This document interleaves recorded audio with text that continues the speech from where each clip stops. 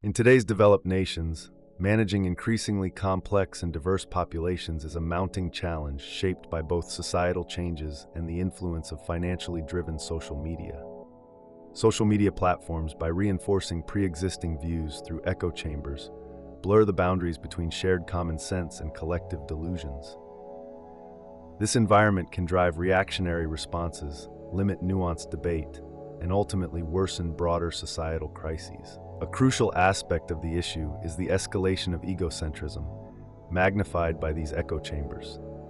In insular digital spaces, people often only encounter viewpoints that align with their own, hindering exposure to counterintuitive or diverse perspectives.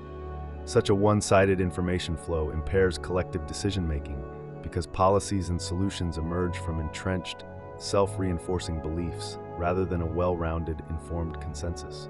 This limitation is particularly significant in Western civilizations, where the interplay of complex historical narratives and abstract societal concepts demands a rich, multifaceted communication that social media often fails to deliver. The importance of precise language in forming a coherent societal framework is underscored by historical works like Thomas Hobbes' Leviathan. Hobbes's careful dissection of words and ideas contrasts with today's widespread linguistic drift, where shifting meanings can lead to miscommunication and weakened intellectual rigor. As definitions become fluid in everyday conversation, it becomes harder to sustain clear, collective trains of thought. This ambiguity challenges the notion that our understanding is a spontaneous, almost magical occurrence, instead emphasizing that our thoughts are products of deliberate practices and shared language. Furthermore, the role of the ego in this context is reinterpreted, not as a marker of individual prowess, but as a limiter of cognitive capacity.